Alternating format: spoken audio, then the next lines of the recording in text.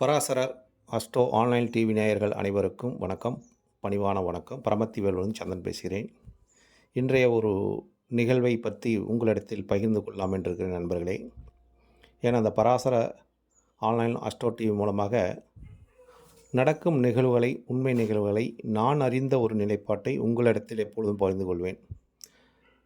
23/12/2024 ஞாயிற்றுக்கிழமை அன்னைக்கு ஸ்ரீவாஞ்சியத்துக்கு அங்கே ஒரு ஜோதிடர்கள் சந்திக்கும் நிகழ்வு, ஒரு மாநாடு. ஸ்ரீ விருதுநகர் ஜாம்பவான் சுவாமிகள் நடத்திய மிக பிரமாண்டமான ஜோதிட இலவச மாநாடு என்று அந்த மாநாட்டோட பெருமையும் இங்கே நான் பகிர்ந்து கொள்கிறேன் நண்பர்களே. அதில் சார்ந்த ஒரு நிகழ்வுகளெல்லாம் இந்த பராசரர் ஆன்லைன் அஸ்ட்ரோ டிவி மூலமாக உங்களிடத்தில் பகிர்ந்து கொள்வதில் மகிழ்ச்சி அடைகிறேன். அந்த ஒரு ஸ்ரீவாஞ்சியத்தை பற்றி சொல்லணும்னா அற்புதமான ஒரு தலம். அந்த தலம் திருத்தலம். திருமால் திருமகளை அடையறதுக்கு அந்த கோயிலை வழிபட்டு அதன் பின்னர் அவர் அடைந்தார். அதற்காக அந்த ஊருக்கு ஸ்ரீவாஞ்சியம் என்று ஒரு பேர் வந்துள்ளது என்று வரலாறுகள் சொல்கிறது. அந்த கோயிலோட சிறப்புத்தன்மை என்னன்னு பார்த்தீங்கன்னா, யமதர்மராஜனுக்கு தனி சன்னதி அங்கே கொடுத்துருக்காங்க. கிழக்கு பக்கத்தில், அதாவது தென்கிழக்கு பக்கத்தில் தெற்கு பார்த்த மாதிரி, தென்கிழக்கு மூலையில் தெற்கு பார்த்த மாதிரி அந்த ஆலயத்தில் அவருக்குன்னு ஒரு சிறப்பான ஒரு சன்னிதானம் அமைந்துள்ளதுன்னு வச்சுங்களேன். சித்திரகுப்தரும் பக்கத்திலே இருக்கிறாங்க. யமதர்மராஜனுக்கு ஒரு தனி சன்னதி உள்ளது என்பது அந்த கோயிலில் மட்டும்தான் ஒரு சிறப்புமிக்க ஒரு நிலைப்பாட்டை அங்கே உணர்ந்து கொள்ள முடிஞ்சதுன்னு வச்சுங்களேன். ஏன்னா அந்த கோயிலில் நவகிரகங்களுக்கு இது கிடையாது, நவகிரகங்களே கிடையாதுங்க. நவகிரக சன்னதி கிடையாது அப்படிங்கிற ஒரு வரலாறு அங்கே உள்ளது.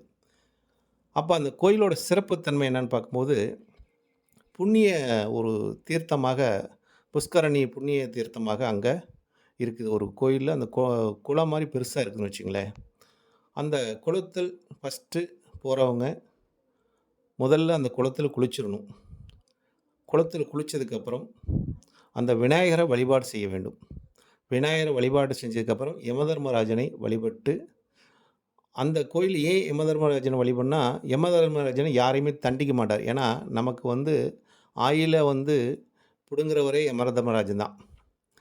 அவருக்கு அந்த ஆயில் தோஷம் உள்ளவங்க, தன் வாழ்க்கையை அதாவது சாவை நினச்சி பயந்து கொள்பவர்கள், மனதில் பயம் உள்ளவர்கள், ஒரு பேச்சு சரியாக வராத இருக்கிறவங்களுக்கெல்லாம், மனநிலை பாதித்தவர்களுக்கெல்லாம் அந்த கோயிலில் அந்த குளத்தில் குளித்ததுக்கப்புறம் யமதர்மராஜனை வழிபட்டதுக்கப்புறம் அவங்களுக்கு அந்த பயம் நீங்கும், ஆயுள் தோஷம் விலகும் என்பது அந்த கோயிலோட வரலாறு என்ற ஒரு நிலைப்பாடு.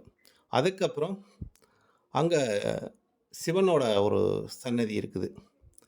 ஸ்ரீவாஞ்சிநாதர் சிவனோட சன்னதிக்கு போயிட்டு வழிபட்டு, அம்பாள் சன்னதி வழிபட்டு வரும்போது அங்கே ஒரு சிறப்பான ஒரு நிலைப்பாட்டை வாஸ்து முறைப்படியும் அந்த கோயில் அமைந்துள்ள நிலைப்பாடு மிக சிறப்பாக இருக்குது. ஏன்னா வடக்கில் நீரை அதிகமாக அந்த கோயிலில் தேக்கி வச்சுருக்காங்க. அந்த வடக்கு கிழக்கு மேற்குமாக நீர் அதிகமாக அந்த இடத்துக்கு இருக்கிறதுனால் அந்த கோயிலோட அதுக்கு சிறப்பு. அதாவது பரிகார ஸ்தலம் என்றாவே நீர்கள் இருப்ப ஸ்தலத்துக்கு தான் பரிகாரம் பலிதமாகும் என்பது ஒரு ஐதீகம். அந்த மாதிரி அந்த நீர் அங்கே அமைந்துள்ளது ஒரு சிறப்பு. அந்த நீரில் குளித்து வரும்போது நமக்கு தோஷம், நவகிரகத்தோட தோஷங்கள் விலகுது. அதே மாதிரி காசிக்கு நிகரானது இந்த கோயில்னு ஒன்று சொல்கிறாங்க. ஆனால் நானே இது வரைக்கும் அதிகம் அந்த கோயிலுக்கு இப்போ தான் ஃபஸ்ட்டு முதல் முறையாக போயிருக்கிறேன். அங்கே அவங்க அந்த சொல்லக்கூடிய விஷயங்கள் என்னென்னு கேட்டிங்கன்னா, இப்போ காசியில் பார்த்தீங்கன்னா யம தர்மராஜன் தண்டிக்க மாட்டாராம் யாரையுமே. அதேமாதிரி இந்த தலத்தில் பார்த்திங்கன்னா யம தர்மராஜனும் யாரையும் தண்டிக்க மாட்டார். அதே மாதிரி யோக பைரவர் அவரும் யாரையும் தண்டிக்க மாட்டார். அதாவது யம தர்மராஜனும் பைரவரும் இங்கே தண்டிக்காத ஒரு 2 பேருமே தண்டனை கொடுக்க மாட்டாங்களாமா. அந்த மாதிரி ஒரு நிலைப்பாட்டை இவங்க அந்த தலத்தில் அதை நம்ம புரிந்து கொள்ள முடியுதுன்னு வச்சுங்களேன். இதெல்லாம் ஒரு சிறப்பு மிக்க ஒரு நிலைப்பாட்டை உணர்த்துச்சு. அது மாதிரி அந்த தலத்துக்கு போயிட்டு காலையில் நாங்கள் பூஜையெல்லாம் முடிச்சுட்டு சுவாமி தரிசனம் பண்ணிவிட்டு, அதுக்கப்புறம் நன்னிலத்தில் ஜாம்பவான் சுவாமிகளின் ஜோதிட மாநாடு மிக சிறப்பான முறையிலும் காலையிலும் மாலையிலும் மதியம் 3 நேரமும் அவர் அனைவருக்கும் வந்தவர்களுக்கு எல்லாமே ஒரு அன்னதானத்தையும் சிறப்பாக ஏற்பாடு செஞ்சுருந்தார். டீ காப்பியும் கொடுத்துருந்தார். அதனால அதில் போன ஒரு நிலைப்பாட்டையும், ஜோதிடர்கள் எல்லாம் ஒன்றாக சந்திக்கக்கூடிய ஒரு நிலைப்பாட்டையும், நாங்கள் எங்களோட ஒரு ஜோதிட நண்பர்கள்லாம் சேர்ந்து, அ மதிப்புக்குரிய பெரும் மதிப்புக்குரிய திண்டுக்கல் ஹரிஹர சர்மா ஐயா, அவர் வந்து பூஜை, புனஸ்காரம், ஹோமங்கள்லாம் அதிகம் நடத்துறவரு. அவர் சில வந்தவங்களுக்கெல்லாம் ஒரு பரிகாரம் அந்த ஸ்தலத்தில் சொல்லி, ஒரு யாக பூஜையும் செய்து, வந்தவர்களுக்கெல்லாம் ஒரு ஒரு வழிபாட்டையும் சொல்லிக் குடுத்து, அவங்களுக்குள்ள தோஷத்தையும் விலக்கி, பரிகாரத்தையும் சொல்லிவிட்டார் அனைவருக்கும் என்பது, அது அனைவரும் புரிந்து கொண்ட ஒரு நிலைப்பாடுன்னு வச்சுங்களேன். அந்த கோயிலுக்கு போனதுக்கப்புறம் எங்களுக்கு ஒரு மன திருப்தி, மன சந்தோஷமும், அதேமாரி அந்த விழாவில் நாங்கள் எங்க பராசரம் மணிமன்ற சார்பாகவும், ஆருத்ரா ஜோதிட சங்கத்தின் சார்பாகவும், ஜாமவான் சுவாமிக்கு ஒரு சிறப்புமிக்க ஒரு ஜோதிடர் பீஸ்வர் என்று சொல்லக்கூடியவர். அவருக்காக நாங்க எங்கள் சார்பாக அவருக்கு ஒரு பொன்னாடையும், ஒரு சந்தன மாலையும், அவங்களுக்கு ஒரு நினைவாக ஒரு ஷீல்டையும் நாங்க குடுத்துட்டு, அங்க வரும்போது எங்களுக்கு ஒரு மன மகிழ்ச்சி. ஏன்னா, அவரு சாமவான் சுவாமிகள் விருதுநகர். விருதுநகருக்கே ஒரு விருது குடுத்த ஒரு பெருமை எங்களுக்கு உள்ளது. ஏன்னா, அவருக்கெல்லாம் நாங்க குடுக்கும்போது, ஜோதிடத்தை உண்மையாகவும், பல பேத்துக்கு புரிந்து கொள்ள வேண்டும். ஜோதிடம் உண்மை என்று பகிரங்கமா சொல்லக்கூடியவர் ஒரு மாமனிதர் என்றே சொல்ல வேண்டும். ஜோதிடத்தை அளவுக்கு அதிகமா நேசிக்கக்கூடிய மனிதரும், ஜோதிடர்களையும் அளவுக்கு அதிகமா நேசிக்கக்கூடிய ஒரு மனிதராக அவர் வலம் வந்து கொண்டிருக்கிறார். இந்த பிரபஞ்சத்தில் எங்களால முடிஞ்ச ஒரு அவருக்கு ஒரு நினைவாக இந்த ஸ்ரீவாஞ்சியத்தில் அந்த கோயிலோட பூஜைக்கும், அந்த ஸ்ரீவாஞ்சியத்தில் ஒரு வழிபாட்டுக்கும் எங்களை எல்லாம் அழைத்து கொண்டு சிறப்பாக அந்த இது நடத்தி குடுத்தார். நடத்தின பெருமை அவருக்கு தான் சேரும். அதனால எங்கள் இந்த பராசர ஆன்லைன் அஸ்ட்ரோ டிவி மூலமாகவும் இந்த கருத்தை பதிவிடுகிறேன்.